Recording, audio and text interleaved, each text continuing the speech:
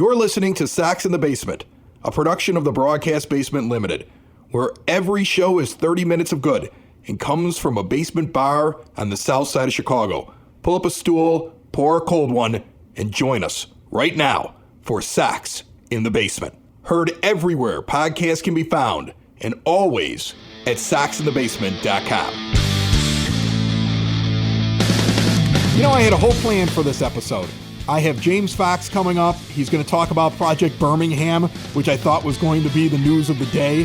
I was going to maybe make fun of the Cleveland Indians for what I believe was purposefully not maintaining their field and getting it ready so they could avoid Dylan Cease because the Sox were about to take 2 out of 3 from Cleveland. But Tony La Russa said, no, Chris. I would like Sox in the Basement to question me yet again and ask why I haven't been fired. This is a Hall of Fame move, a classy move by a legit Hall of Fame baseball person to give us a topic literally as we're sitting down here to record. We're sitting here on a Monday afternoon putting a show together for Tuesday. The Sox are on the TV. It's a makeup game against Kansas City. We've got 30 minutes of Sox for fans by fans, brought to you by Family Waterproofing Solutions. Remember, they're going to keep water out of your basement. You got seepage. You got a sump pump issue. You need the gutters cleaned. There's something wrong with the concrete. You name it, they handle it. They give money off if you mention Sox in the Basement. Give them a call 24/7, 708-330-4466. See what a difference a family makes in all they do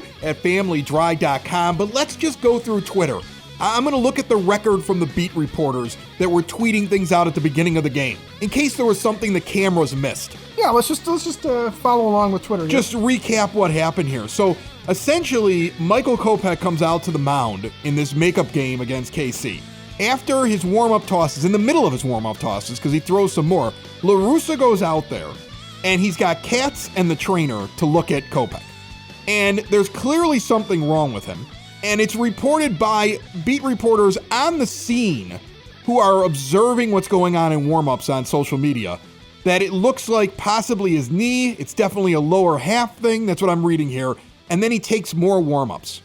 And La Russa decides to leave him out there for the game. Now, this is after a day off in which Dylan Cease was scheduled to start. He's good to go, right? You have a full bullpen available to you. And if he's hurt, especially because he's one of your more important players, right? I mean, like, if he's gone for a long time, that's it. I mean, there's only so many things that can happen to this team before you start saying it becomes insurmountable, even if it is 2, 3, 4 games at your back in the American League Central. Losing one of your key starting pitchers is among those items, yes. Right, and think about all the over-resting that has occurred and the kid gloves that we've actually said, maybe this team, you know, like sometimes they sit them a little bit longer than they need to. Maybe they're a little bit more cautious with these guys than they need to be.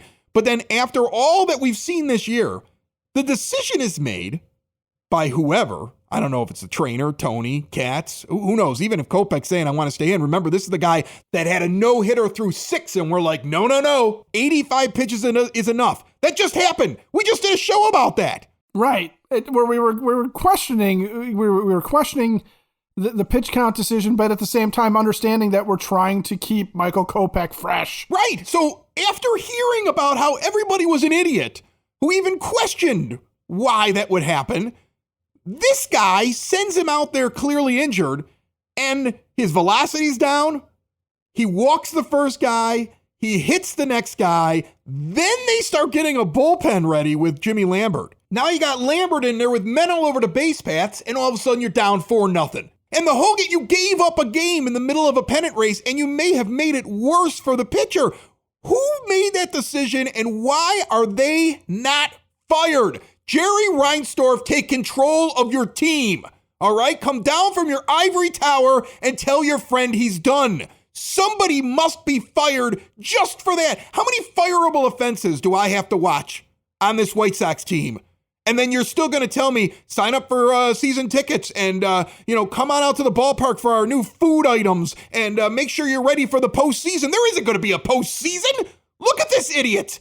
What happened in this? I don't know what the cockamamie excuse is going to be post-game. I don't want to hear it. And by the time that this comes out, There'll already be the cockamamie excuse, and the propaganda machine will be in full effect trying to explain this. But I'm trying to find a rule here that says why Kopech would have to pitch. And what I can see is that in-game, if he crosses the foul line, he has to face a batter. But this is pre-game. And even if he was, and I don't think he is, required to actually pitch to a batter, throw up the intentional walk sign to the first guy if your guy's leg's all screwed up and he's important to you. Put the guy on first base, go back out with the trainer and say, he's hurt, we need to take him out. You get as many warm-up pitches as possible. Have Lambert come out, then maybe Cease can walk out. Maybe you could get him ready and have him go through his whole thing.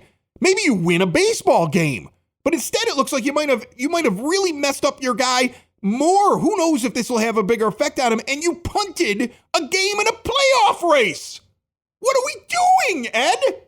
I don't have an answer for this because it's bad luck. The injury thing is bad luck. And I'm sure the cockamamie excuse will involve, well, it's just bad luck that he tweaked himself on the warm-up pitch. I'm sure part of the cockamamie excuse will be that there's no significant damage or whatever. Let's hope, okay? The fact is that Kopech, he's had some leg issues the past 2 seasons. This year he had a knee problem.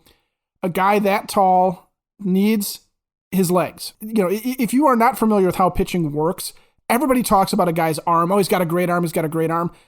Pitchers don't have great arms inherently. What they do is they have good mechanics. They have good, solid skills, okay? And usually it's leverage, reach, spin, things like that. That's what gets guys through.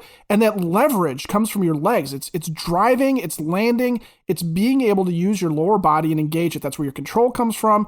That's where your power comes from. Ask any pitching coach. That's why last year when Rodon had that breakthrough, the subtle difference was how he was using his legs. That's why it was important for Dylan Cease to get more command by being able to stay over the ball longer. That's where a pitcher basically holds himself up before he drives his leg and delivers the pitch. That's why Lance Lynn was such garbage in the postseason last year and down the stretch and struggled so bad coming back from his knee injury because Lance Lynn, sure, his arm is there, but he is a fastball pitcher who needs his legs for command and to get the drive and power behind his pitches. So if Michael Kopech's got even a slight tweak of his leg, you shut it down right now. You just sit there and you say, that's it. You're not going out. And I don't care if Kopech said, hey, Skip, I think I can go. I think I can still do this. Hey, guys, I want to do this. This is important to me. Ethan Katz, Tony La Russa have an obligation to Michael Kopech, to the team, to sit there and say, buddy, sit down. Let's rest it. Hopefully it's good in a day or two. We'll get you back into the rotation as soon as you're feeling better. But if you send him out there and now he's stepping funny, now he's landing funny, now he's not pushing off the same way, that's where guys tear things. And that's where injuries get worse, okay? It's not... Think about the football correlation. Everybody, years ago, Jay Cutler gets out of that game, the championship game, right? He comes out of the game because his knee is messed up. The reason for it was basically like, look, you could wreck your career because your knee is already hurt. If you go out there any further, you sustain any further damage, it could be just catastrophic. That's why you're held out of the game. It's the same thing for a pitcher, okay? So you pull Kopech, and even if you have to turn to Velasquez, even if that's the guy you sit there and go, Vince, get ready, get out there. We don't care what happens to you in the first inning. You just need to buy us an inning or 2 or 3 because you don't want to send Cease out there on a weird version of his routine. You want to keep him on routine, which I can totally understand that too. Lambert could be ready in a hurry and could go out there, and he could pitch an inning or 2. Velasquez could be ready in a hurry, and he could go out there. Raylo could be ready in a hurry and be out there in an inning or 2. You might have to bullpen this game, which might cause problems tomorrow, but that's a tomorrow Tony problem. Win today. That's where we are. We're in a pennant race. Win today. Yeah, but we've never done that. That has not been the philosophy of this season. And we're going to get into it here with James Fox maybe a little bit. I do want to talk about Project Birmingham, which is a really interesting initiative that I thought we were going to be talking about. And this is good news. The Project Birmingham thing is actually a positive thing, I think. Yes, and I wanted to talk about Project Birmingham because I thought it was, like you said, a positive thing. But we have to look team philosophy, though, at how we got to this point in the season.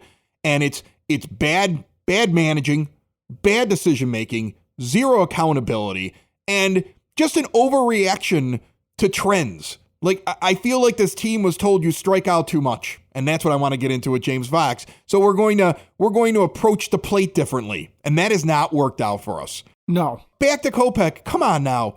We talked about this. Beginning of August, he goes 100 pitches in 7 innings. He's got a no-hitter, and we got to say, no, we're going to stop him at 6 innings at 85 pitches. Okay, fine, that's your argument. Now he's out here today on the 22nd of August, and he's pointing at his knee and telling them that he's hurt before the game, and you let him give up 4 runs. And you don't even start warming anybody up until after he hits the second batter and there's 2 guys on. Like, what are we doing here? I'm sorry, at this point, I don't care who it upsets. At this point, if you're upset about it, you got to start asking whether or not you understand the game of baseball. There's no way this team ever wins a championship with Tony La Russa as the manager. And there's no way this team moves forward. All of the work from the rebuild is for nothing with the current structure in place. These people who are in charge, from the owner on down to his buddy and his buddy's assistant coaches and his trainers, are not the guys that can do this. This is a fireable offense, and nothing will happen. And that's the worst part of it all. Joining me on the phone line right now, always a treat to have him on, and we always get a great response from listeners when he jumps on the show. They love hearing from James Fox of FutureSox. How are you, my friend? I'm good, Chris. How are you? Thanks for having me. I'm good. Look, we got a lot to talk about. I was sitting around this morning thinking to myself, like, okay, well, what are we going to talk about on Sox in the Basement? I'm like, well, we got a catcher that came up from the minors. That's interesting. We saw the Colson Montgomery promotion to Double-A. That's interesting. A lot of guys got promoted, and we hear all about, on Monday, Project Birmingham. What do you know so far about Project Birmingham, in which basically the Sox are taking a ton of names when it comes to prospects and putting them all in Double-A for the last month of the minor league season and trying to give specialized instruction, it seems like, with, all of their guys. Like, this is like a camp almost at the end of the year. Yeah, it seems like it. So, I basically know what everybody else knows. I think James Fegan was, first on Monday with the story. The Colson Montgomery thing was interesting because that came out, Sunday? And I think right away I said, I thought it was just kind of promote him to Double-A so then you can send him to the AFL, because typically guys that are in the Arizona Fall League are Double-A or higher. The Sox did the same thing with Jose Rodriguez last year. So, then we come to find out that it wasn't just Colson Montgomery. They're sending everybody to Birmingham. So they must like that coaching staff the most. And then they're just sending all their other instructors too. I don't know if you looked at the list of players, but it's pretty much anybody on the prospect fringes will now be at Birmingham. So, the big question is, okay, well, Colson Montgomery and Jose Rodriguez are both shortstops, et cetera. Well, they're just not going to play every day. And, they're going to use the inactive list a lot. So, yeah, a lot of it is, just to get all their best organizational coaches and rovers and everything, with their top prospects. And it's an interesting idea. It's got a lot of, positive feedback I've seen, on the internet. Even, when guys like Jim Callis and minor league type guys are oh, this is a really interesting idea. Whether it works or not, I'm glad that the White Sox are finally at the forefront of something, right? This never happens. I feel it's an outside the box idea. They kind of liked what happened at the alternate site, even though nobody wants minor league baseball to go away. But the one good thing, I guess it's not a good thing, but it's a silver lining. The White Sox minor league teams aren't that good, so it's not you're taking all these players away from those teams and they're going to crash and burn now. That part doesn't really matter. It's all about developing your best prospects into, the best versions of themselves. And I think Chris Getz and his crew apparently here think that this is the best way to do that. I'm curious to see how it all plays out. Well, the thing that's interesting to me is we've been critical of it, and I think there's been others who have been very critical of what's coming out of the minor league system, right? Look at the major league roster. It's very hard. You could find 1 or 2 guys on the fringe, but basically, if you're part of this core, you were a big-time free agent signing, or you were somebody who was a top prospect already, or considered to be a can't-miss that was drafted in the first round. And so what are they developing down there?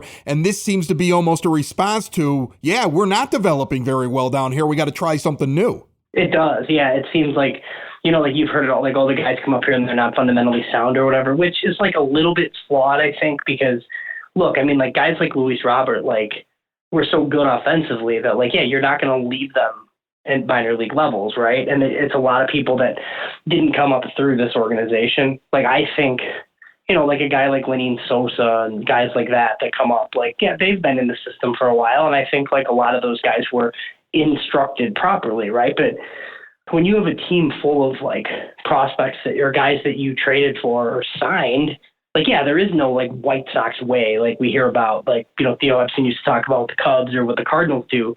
So this is like, I don't know if it's a direct response to some of that, but it definitely seems like it's Chris Getz or somebody like recognizing that just doing what they've been doing hasn't worked, right? And I actually think like on the hitting side, like, they've developed some hitters. I really like this minor league hitting coordinator, Andy Barkett. So, yeah, I think this is just kind of a way to get all of their eyes on all of their top guys, while recognizing that, some of these players have come up flawed. So let's like try a different way to do things. And the other thing, like, I'd be curious to see if other teams like follow suit and do something similar. It seems interesting just with the name. The name gives you undertones like it's something like the X-Files, right? James Fegan put out like an image that said Project Birmingham, and it looked like Stranger Things, right? So how about this?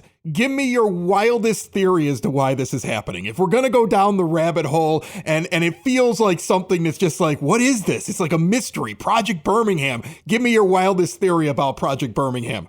So I do think Chris Getz being front and center is interesting. Now, there's all sorts of rumors from Bob Nightingale and whoever, like talking about Tony, like how he's eventually going to get like shoved in a closet at some point, like the rest of their like forgotten employees, right? And like he'll switch managers. But like there's been multiple, I don't know how public some of this stuff is, but like I've heard from people and like other people I've talked to have heard from people that like there's rumors about a restructuring, and it's not like a reckoning. Like people aren't getting fired because Jerry Reinsdorf doesn't fire people, right? Like he just shifts things around, and like there's no way that he's gonna clean house and like add a new front and get a new front office.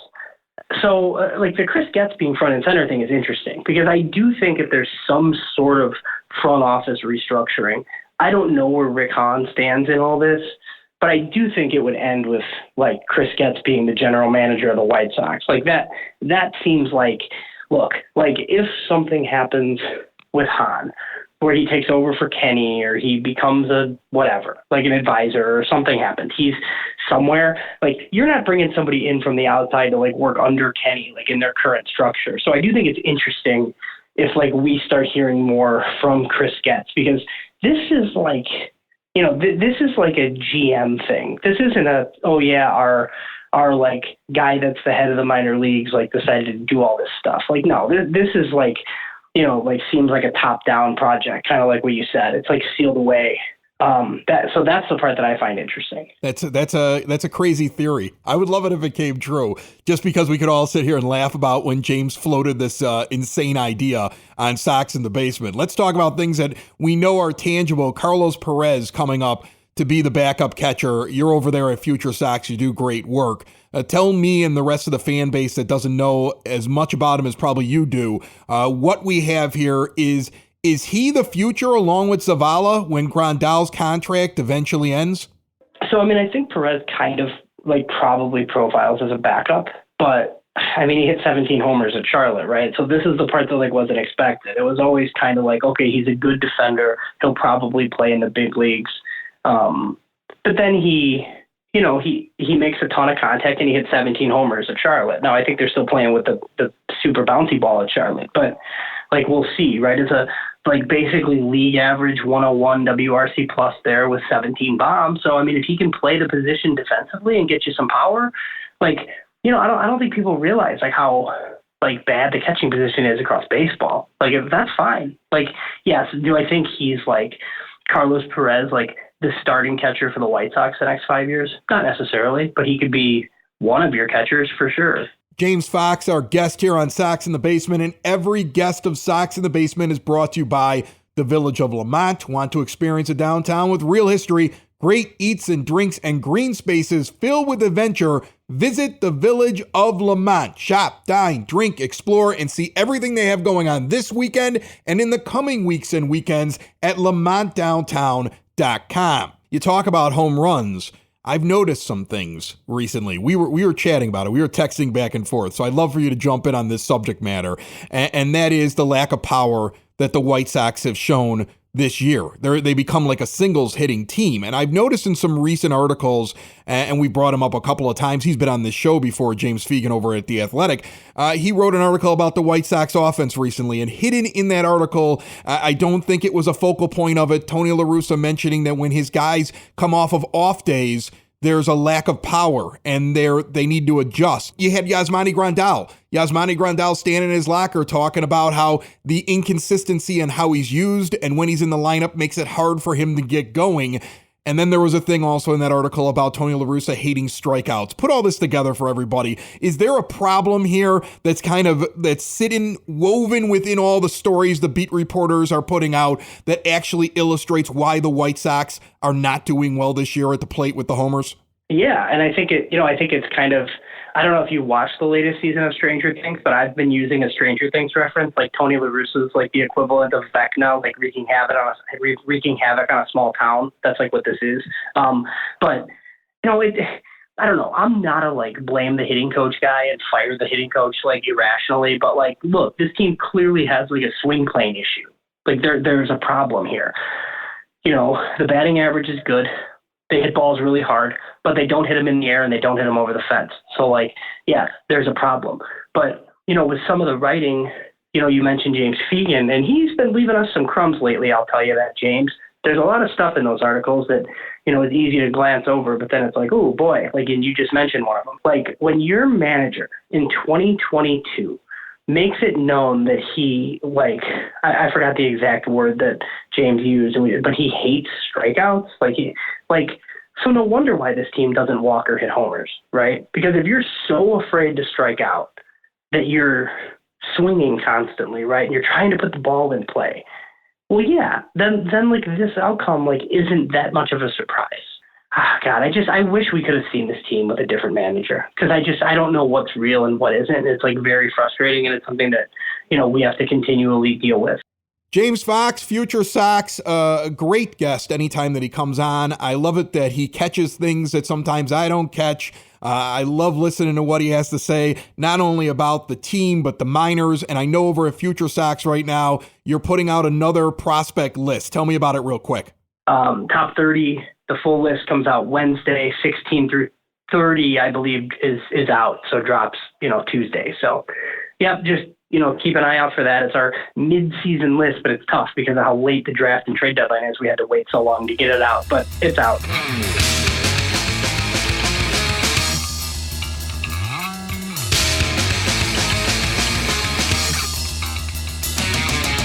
I'm heading out to Hailstorm Brewing this week. I can't wait to get out to Tinley Park, 8060 186th Street, right off of 80th Avenue. I'm thinking about doing it on Thursday afternoon. Will Turner's out there. He's our new brewer. He started earlier on this year, decades of experience and excellence, and he's tweaking their classic styles, innovating new beers of his own. And when you go into a brewery and you see the amount of original beers that are being brewed in one place, that place is an experience. If you're a craft beer drinker, check out their huge tap room, outdoor patio, fire pit for chilly evenings, live music on the weekends, trivia nights. Get the lowdown on all the events that they're doing, including a big 2-day Oktoberfest, the 24th and 25th of September.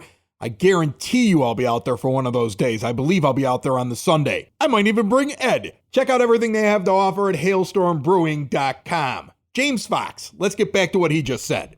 He has a lot of really good information, and I love talking to him, but I want to zero in on his wild theory about Chris Getz. I kind of figured that was the thing that was going to spark you. I mean, there's Project Birmingham, there's a unique thing going on, but let's talk about the cockamamie theory, shall we? I like that theory. Like, first of all, they're doing something that other teams haven't tried and I think other teams will copy because they're going to say, wow, that really is a good idea. I mean, we've had Devin DeYoung on here from Player Development, and he works down there with those younger guys, and he jumps on and talks with us from time to time.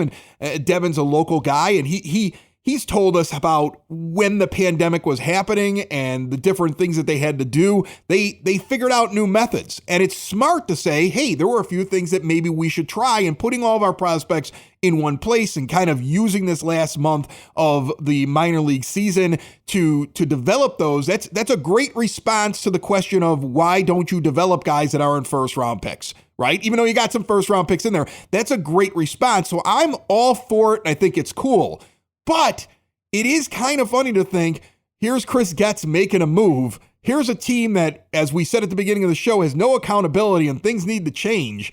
And him going, maybe Chris Getz becomes the general manager next year. I mean, it's out of left field. He doesn't have anybody who's telling him that, I don't think so. I think that's him covering the team and thinking to himself, what are they going to do? Because they're not going to bring in new people. Like, they're not going to sit there and, like, clean complete house. I mean, Jerry doesn't operate that way. We have to wait for Jerry to be gone for that to happen as White Sox fans. I think that's the sad truth. But that's an interesting theory. You're right about them not cleaning house, but sitting there saying, it's Getsy's turn to try and right the ship and figure this out. And Rick, you did a nice job, but we're going to move you over here now. And, Tony, thanks for everything. Why don't you come and sit in this comfy chair over here? You can take a nap. And Kenny, why don't you, look for somebody to take over the scouting department. Getsy, you can do that too. And, Tony will help with that, because when they move Tony out of the manager spot, but they keep paying him because he'll never fire him, and that's why we're sitting through this. That's why we've punted on a season. In the middle of our window, we've punted on 2022 because we know that this guy isn't capable of winning anything. Anybody with half a brain within that organization knows that. And you've basically punted because the owner isn't going to fire him, and you're not going to move him into a role in the middle of the season because it would make him look bad. So we're dealing with that. And then the other thing is really funny is that, Kenny Williams, he may eventually leave. And wouldn't this benefit? Doesn't he have his son in the organization? Isn't he second to Getz? I mean, if I'm looking at the minor league operations right now on their website, Getz is up to assistant general manager already in player development. The director of minor league operations is Jasmine Dunstan, and the assistant director and player development assistant is Ken Williams Jr. Like, I don't know where he gets bumped, but he probably bumps up a little bit more, right? Like, this is how my brain works when I think about the White Sox. Well, and it's how your brain should work when you think about the White Sox, because that's kind of what happens, right? It's generational wealth. Right. It's family. Yeah. It's family, and it's everybody just gets moved around, and, you get your dad's office. Who knows what's going to happen next? I mean, this is wild speculation. And really, there's nothing to it because it's just Fox like throwing his thing to me and then me making it worse here on the show. But my only other option is to go back to screaming like I did at the beginning of the show. So I kind of like the wild speculation. And as let's talk about it real quick. Project Birmingham. I like this. What do you like about this idea? Well, one of the things that we've talked about a lot during the season is sort of how the minor league system was very top heavy. And it's not just because they only seem to develop their top draft picks and their top international signings, but also a lot of their talent is in the lower levels, right? So they cleared out AAA and AA when they brought up, the core that they're supposedly building around this championship window around. So the idea too could just be, let's get a guy like Montgomery, for example. Let's pick on Colson Montgomery. Here's a guy that clearly has talent, that you're looking at Tim Anderson's contract status. You're looking at the hole at second base. You're watching Lennon Sosa kind of struggle as he's come up here a little bit. You're watching Romy Gonzalez not be able to get it done last year so far this year. And you're thinking that, okay, this is our best guy. So let's get him better experience. Let's get him a broader range of experience so maybe we can get him to the majors faster. That's actually an excellent idea and an excellent thing to do, especially because the way they changed the minor leagues around, the way they shrunk everybody's minor league system, and the way that they've really limited what you can do in terms of the September call-ups, because that was really when you got guys that cup of coffee just so you could see how they reacted. It really wasn't about whether or not they could help your team. But that September cup of coffee was always about how do they handle the pressure? How do they walk into the stadium and are like, with drool coming down their mouth because they can't handle it?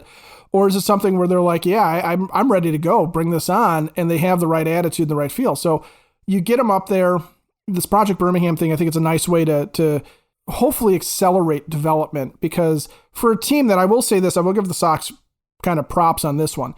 They have been really a team that has not messed with the time factor, right? They never really gave much credence to, let me extend this guy out as far as I can. If a guy they felt was ready and they wanted him up, they brought him up. Garrett Crochet came up really right away. Chris Sale came up really right away. Andrew Vaughn basically didn't have a minor league career, right? So they've done this with guys, but if this helps accelerate that and get these guys a little bit more ready to come in and produce right away, That's actually good too, because then it's more of a football style or basketball style draft system too, where you're sitting there saying, we're going to draft guys with the idea that we want them here in a season or two, as opposed to drafting a guy, we'll check in on you in about 5 years. Well, I love the Getz quote that I saw in the Merkin piece. I had to look it up here, where he talks about like how we're getting guys that are showing back up on prospect lists again. Like Montgomery's number 60 on the MLB pipeline list. Okay. But he says this as well, quote, "It's a chance to show baseball and show the White Sox that we've got another wave of players coming." And I think that's the thing. I think Major League Baseball doesn't look at the White Sox farm system and say, I want to trade away a player because I want to get somebody in this system. There is a plan here to try to fix the problem, and I don't know if it's fixable. You also have to do well in the draft and do well at player development, but if this is what we're doing isn't working, so we have to try something else, well, thank you. At least somebody's fixing something within this organization. Sox in the basement. Sox in the basement.